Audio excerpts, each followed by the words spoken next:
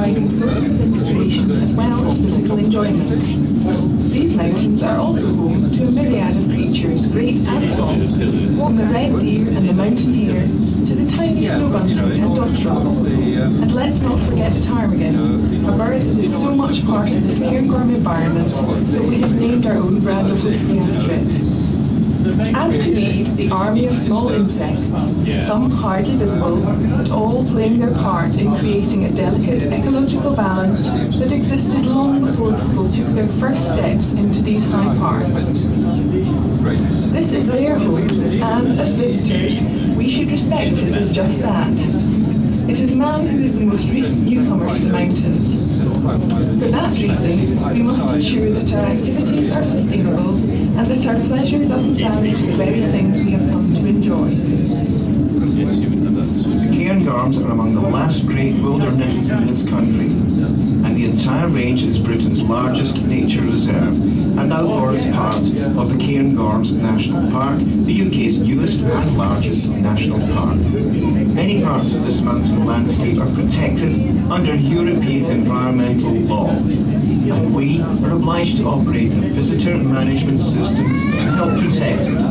We call this the CairnGorm Conservation System. The whole area that you are experiencing at present is very important to all of us with the privilege of working here, or playing here, or simply being here. We ask you to respect this very special area, with its unique blend of wildlife, plant life, pure air, and ageless landscapes.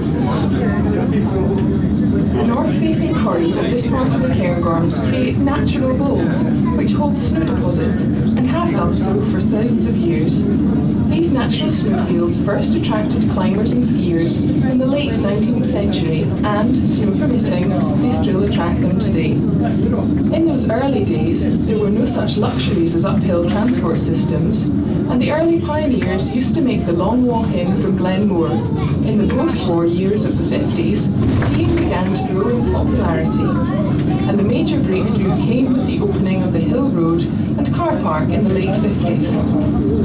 In December 1961, the first mechanically driven chairlift, the White Lady, opened for skiers on CairnGorm. CairnGorm Funicular made its first passenger run on the 23rd of December 2001, 40 years to the day on which the original White Lady chairlift was inaugurated. That chairlift, supplemented later by the car park chairlift, took over 30 minutes to travel the same journey that we are now able to make in a quarter of that time. It was a journey made in the open air in what can often be described as an alpine Arctic climate, where temperatures can regularly be sub-zero, where biting winds are a regular feature, and where the wind chill factor is substantially higher than on lower ground. We are now just over halfway through your upward journey and will soon be arriving at the top station, the highest underground station in the UK. You will have climbed from an altitude of 610 metres above sea level to nearly 1,100 metres, and you will be only 120 metres below the summit of Britain's sixth highest mountain. The top station has 4 levels. When you leave the train, you will pass through the mountain exhibition on level 1, the lowest level in the building. The exhibition tells the story of how climate and weather have shaped this mountain landscape, and how animals, plants, and much more recently man, have adapted to live here in harmony. Moving from the exhibition area on level 1 up to level 2, you will find the shop at the top, ideal for original gifts and souvenirs.